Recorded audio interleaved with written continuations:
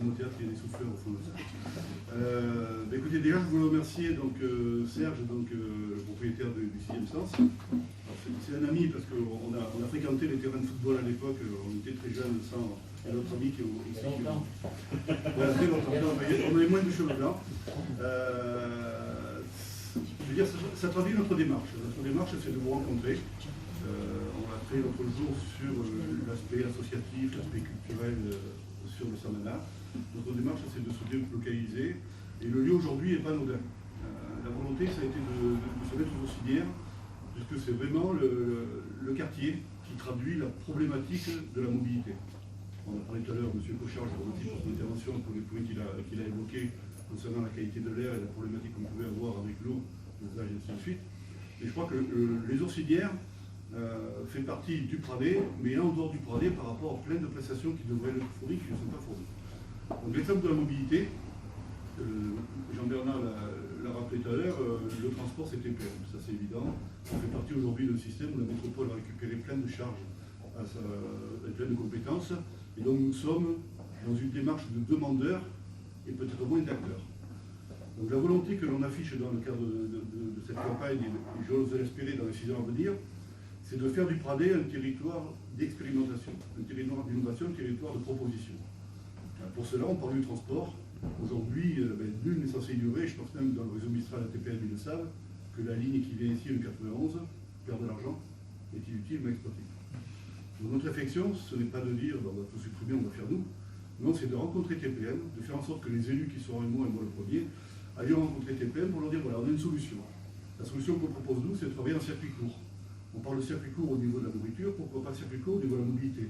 C'est-à-dire qu'aujourd'hui, la proposition que l'on va faire à TPM, si nous sommes élus, c'est de mettre en place une navette, hybride, gaz, électrique, une navette qui respecte l'environnement par rapport à ses déplacements, mais une navette qui permet d'avoir une fréquence plus soutenue, qui permet d'être présente le samedi et le dimanche. Personnellement, j'ai habité à la Garonne pendant des années, c'est vrai que bon, on était plus jeunes et ainsi de suite, mais il y avait un appel bus qui existait. Ceux qui l'ont connu, c'est une solution. Donc sur les Auxiliaires, on va proposer de mettre une navette en place, avec une capacité qui correspond à la capacité, on parlait de capacité d'accueil, une capacité d'accueil qui permet de répondre aux besoins de la gare des Auxiliaires. Et cette navette, pour nous, il faut qu'elle soit en circuit court. Donc, un circuit court, pour nous, c'est les Auxiliaires, le centre-ville, la gare de la gare. Puisqu'on parlait à l'époque d'intermodal, on parlait de multimodal, maintenant on parle d'intermodal, on va travailler dans le sens des mobilités qui s'échangent. On part en bus jusqu'à la gare, on a peut-être mis dans le bus le vélo électrique ou le vélo, on arrive à la gare, on monte dans le RER ou le TER, on arrive sous Toulon, on arrive de l'autre côté, et on a cet échange-là sur différents modes de transport. Donc pour nous, c'est un axe fort. Il est certain que dès le moment où nous serons élus, ce que je dois espérer, nous allons proposer à TPM cette solution. Votre ligne est inutile, coûte cher, on a une solution, on la met en œuvre. Deuxième solution, c'est sur les quartiers, parce que les quartiers, certains sont isolés, n'ont pas forcément de ligne à proximité, c'est de mettre en place, comme il se produit sur 11 lignes dans la métropole, un appel bus. Donc ça, c'est le complément que l'on peut avoir. Je pense à l'Artode, par exemple. On est en haut de l'Artode, on peut très bien avoir besoin d'un bus pour nous amener vers une ligne qui va vers Toulon, qui va vers hier, qui va vers la gare. Donc, on travaille au niveau de la mobilité et du transport en commun sur ces deux axes. Donc, c'est les deux propositions que l'on fera au niveau TPM pour déjà avoir une première partie de réponse au niveau de la mobilité. Au niveau des modes doux. Alors, pour moi, mode doux, ça correspond à deux thématiques, les piétons. Les piétons qui sont privilégiés, parce que les piétons, on est tous plus ou moins valides. Donc déjà, il y a des normes respectées pour les valides, mais après, on est fréquemment confronté à des mobilités réduites. Ça englobe tout, ça englobe la personne qui s'est fracturée la cheville, qui pendant un mois s'aperçoit que ceux qui sont en mobilité réduite en permanence ont des problèmes. Les mamans avec des poussettes, c'est une mobilité réduite momentanée. On est toujours embêté, on monte, on descend. Je disais tout à l'heure, moi j'amène mes petits-enfants sur l'école Sandro. On a fait un sens unique en descendant de Sandro. On n'a même pas pensé à élargir le trottoir pour que les gens puissent passer tranquillement sur le trottoir, en montant vers Sandro. On parlait tout à l'heure de Pédibus, c'est une des priorités. Bon nombre de gens se garent sur l'espace des arts, on peut monter à pied jusqu'à l'école. Donc désaturer cet espace qui pourrait être beaucoup plus fluide, beaucoup plus souple lors des rentrées et sorties d'école. Donc cette mobilité-là, on va s'y attacher. On va faire en sorte que l'ensemble des cheminements piétons puissent déjà respecter les normes et puissent être conformes à l'attente des pas des temps, quel que soit leur âge et quelle que soit leur capacité de mobilité. Déplacement doux, deuxième volet de cette mobilité déplacement doux, c'est le vélo. Alors le vélo, il est certain que dans le centre-ville, c'est très compliqué d'accéder. On ne peut pas d'accéder entre les Orcinières et la Garonne. Le vélo électrique amène un petit peu une réponse, mais qui n'est pas forcément, utile, je veux dire, c'est pas peut-être la réponse totale, mais le vélo en centre-ville, nous avons l'idée, et je rejoins ce qui a été dit, c'est d'arriver à faire en sorte qu'on crée un déplacement doux en parallèle de la première DFL. Aujourd'hui, la première DFL est compliquée, il y a beaucoup de véhicules, il y a des bus, il y a très peu de place. On ne veut pas faire des bandes cyclables comme ça a été fait par ailleurs, parce que les bandes cyclables, ça ne résout pas le problème de sécurité, ça résout peut-être le problème de déplacement. Mais une personne âgée qui a pas trop de réflexes, c'est compliqué. Une personne avec ses enfants, c'est compliqué. Voilà. L'idée, c'est d'arriver à créer des lieux dédiés aux piétons et au vélo. Donc, de créer un espace qui soit en parallèle de la première DFL. Donc, de raccorder, tout à l'heure Eric en parlait, de raccorder la déviation qui fait le contour de la ville, de la ramener par l'avenue Jean Moulin, c'est l'avenue qui monte du gymnase, et à partir de là, de rentrer pour aller vers le Clonnier. Si vous remarquez bien le fonctionnement du Pradé, tous les 200 mètres, vous avez une pénétrante qui remonte dans la première DFL. Donc l'idée, c'est de faire en sorte d'avoir un déplacement parallèle à la première DFL et de remonter à Maréchal Juin, de remonter à l'espace Lati, et je rejoins ce qui a été dit, puisque c'est quelque chose qui me paraît important, de permettre aux gens de pénétrer dans le parc avec une piste dédiée. Alors ça ne va pas dire endommager l'espace vert, tout ça, mais c'est de leur permettre d'avoir un déplacement doux dans le parc en vélo, et qui permet de remonter devant le Majestic, ou la boulangerie Fondroisille, ou alors d'aller plus loin vers la place de la Poste. Donc on réfléchit à ça au niveau du centre-ville. C'est pour nous une des premières réponses pour les déplacements doux en vélo, c'est d'avoir ce côté sécurisé, parce que pour nous et pour moi, il est important de faciliter les déplacements, mais surtout de réfléchir à la sécurité de ces déplacements. Je répète, mettre une bande cyclable dans le trottoir, c'est bien, c'est la peinture verte, ça ne coûte pas très cher, mais pour la sécurité des déplacements.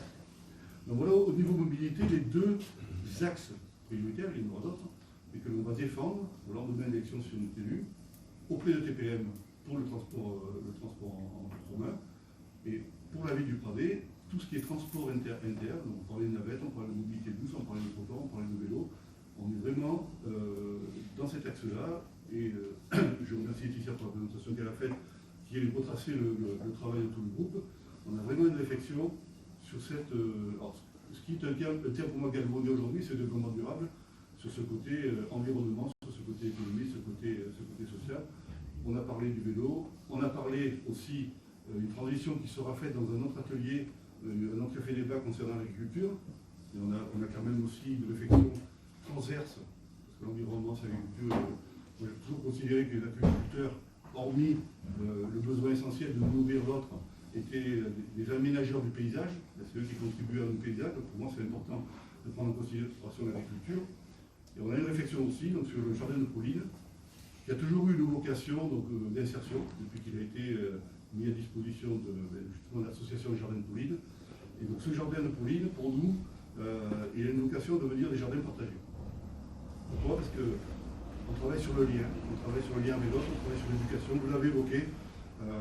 On a parlé de mobilité, il faut éduquer, mais quand on dit éduquer, c'est pas que les petits qui sont à l'école, c'est aussi les adultes.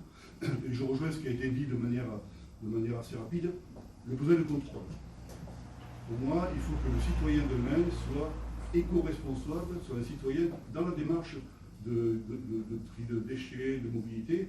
S'il ne fait qu'avoir un service, il ne se soucie pas du reste.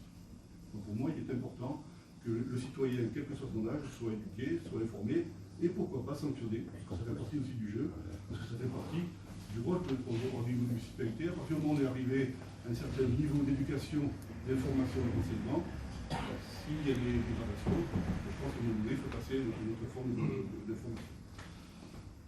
Les déchets, parce qu'on a parlé de mobilité, on a parlé aussi d'environnement, donc on a parlé de qualité de l'air, on a parlé du parc national Porcro. Je pense que c'est important comme ancrage pour une commune. Nous sommes adhérents de la charte du parc national Porcro. Il faut travailler avec. On est adhérent depuis 2014, 2015. Je pense que une adhésion, c'est pas simplement signer un papier et se contenter de mettre un panneau en pleine ville. Je pense qu'aujourd'hui, on a toutes les possibilité de travailler avec le prévention sportive. On a des possibilités sur la mer, dans les forêts, même si ce sont des compétences qui sont conservateur littoral, et ainsi de suite. Je me répète, la volonté que nous avons au niveau de notre équipe, c'est d'être fort de proposition. Le message que je fais passer auprès des gens qui sont aujourd'hui et qui demain seront élus, c'est d'être des VRP du Pradet, dans tous les domaines pour défendre le Pradet, dans son identité, dans son histoire. La métropole est obligatoire, elle est indispensable, justement, si elle a tous les rouages, qu'elle a les compétences, mais nous devons être à même de proposer, d'innover, et de faire en sorte que le territoire du Pradet soit vraiment un champ d'expérimentation sur lesquels les communes environnantes pourront s'appuyer. Tous les jours, on dit, on a évoqué tout à l'heure, moi j'ai vu dans votre commune, j'ai vu ci, j'ai vu là, on peut s'inspirer de ce qui se fait, et nous, notre volonté, dans le domaine de l'environnement, de la mobilité, dans l'ensemble des champs de compétences qui resteront au niveau municipalité, en fait la métropole est devenue plus importante dans ces compétences, nous allons être force de proposition, et on veut que notre territoire soit un territoire d'innovation. On parlait des déchets, je vais rapidement, la déchetterie est obsolète. Pourquoi? Déjà, être en zone rouge, les zones d'habiter est en zone rouge depuis des générations, mais c'est bon. On va dire, on s'est assis dessus, moi le premier quand j'ai vécu, ça fait partie de la règle du jeu. Il y avait une déchetterie, c'est déjà bien beau d'avoir une déchetterie, mais aujourd'hui, la compétence étant transférée à TPM, elle est saturée. Elle ne répond plus aux besoins, on va dire, de la métropole. Elle répondait déjà difficilement aux besoins des Pradétans, parce que probablement c'était compliqué, mais aujourd'hui, elle ne répond plus, aux besoins de la métropole. Donc l'idée que l'on a, c'est de transférer cette déchetterie. Vous avez un terrain qui se trouve à Diligence. Alors on va me dire, oui, c'est l'entrée de ville, d'accord, mais à la bâtie, on est aussi à l'entrée de ville, qu'on soit clair. Et là, on a de l'espace. On a de l'espace et on a une possibilité d'installer une déchetterie qui soit à même de répondre aux normes environnementales, qui soit à même de mettre peut-être des conteneurs plus bas sur le sol pour éviter que les gens se cassent le dos chaque fois qu'ils vont à la déchetterie, et surtout qui pourrait intégrer, ce qui nous importe, nous, toujours ce lien, toujours cette volonté d'aller vers l'autre, qui pourrait intégrer une ressourcerie. Ressourcerie, ça veut dire on récupère des équipements que les gens veulent amener à la déchetterie, mais c'est pas parce qu'il est cassé, c'est parce qu'ils ont acheté une maison, ils n'ont pas d'abord de la maison, et de pouvoir, avec ce lien, à travers une association, redonner à quelqu'un qui a besoin de four micro-ondes, d'une machine à laver. Et le but, c'est toujours de travailler dans des circuits courts et pour éviter le gaspillage, pour éviter On a parlé des déchets verts. On mettra en place, moi je travaille sur ce mandé tous les jours, on mettra en place un système qui permettra de collecter les déchets verts. Je repense ce qu'il disait, tout le monde n'a pas une remorque, des camions qui permettent d'eux, une voiture où on entasse les feuilles, après il faut laver la voiture. Donc, on mettra en place ce système-là. On mettra en place un système de broyage. Le broyage qui sera fait par des employés communaux. Parce qu'il y a des responsabilités. Ça veut dire qu'on ne demandera pas aux gens de venir s'entasser derrière pour justement, ça va entasser, ça va faire de l'embouteillage, mais on mettra en place un broyage, parce que déjà on pourra reconvertir sur du broyage, on pourra reconvertir sur du compost, et on pourra, si jamais tout seul ne fonctionne pas à 100%, transporter des bennes qui seront pleines d'arbres et de feuilles, et non pas pleines de vide, parce qu'aujourd'hui on va faire des bennes avec des branches électriques. Donc il y a un volume qui n'est pas occupé, qui aujourd'hui nous coûte de l'argent. Donc moyen de faire des économies. On a parlé économie énergie renouvelable. On va aussi mettre en place, alors ça c'est un plan pluriannuel, puisqu'on parlait tout à l'heure d'aide de l'État qui peut changer, qui évolue, et ainsi de suite.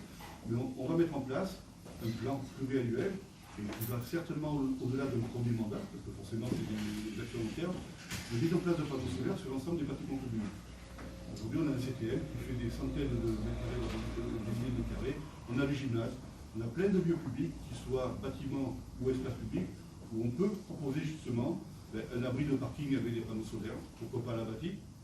Ça existe sur le géant casino, pourquoi pas. Ça permet de faire des économies d'énergie in fine. Donc voilà, tout ça, c'est dans notre réflexion, donc c'est ce qu'on va proposer dans le cadre du programme. Aujourd'hui, on a un peu la primeur, parce qu'on ne sort que quelques idées pour vous montrer que le travail est conséquent. Mais moi, je vous remercie, je ne vais pas être plus long. Je vous remercie parce que vous êtes présents. Je vous remercie parce que vous nous avez conforté dans certains axes. On a pris quelques éléments qui peuvent être améliorés, je pense que c'est l'intérêt de ce débat. Je vous remercie aussi parce que vous montrez que la volonté que l'on a, et je pense l'avoir prouvé quand j'étais élu, j'ai quand même été plus de 20 ans élu, je pense que dans les CIL et dans les différentes associations où j'ai pu siéger en tant que centre conseiller municipaux jusqu'à premier magistrat, je pense que vous avez compris que la volonté c'est de concerter et d'impliquer. Je rejoins tout à fait ce que disait Alain Jérôme. Il est pour moi incontournable que les acteurs sur le CIL soient des partenaires indispensables. Il est incontournable que chaque fois qu'il y a une proposition, cette proposition, si elle est importante pour la commune, il n'y a pas de raison de dire c'est pas nous, c'est eux. Donc, si elle demande d'un CIL, au contraire, on valorise le travail qui est fait. Donc pour moi, ce partenariat, ce travail en collaboration étroite, cette concertation, vous en avez une preuve aujourd'hui, et je vous prie de croire que si nous sommes élus en mars 2020, ça continuera et le CIL sera pour moi un élément moteur au niveau de la décision dans les quartiers. Je vous remercie.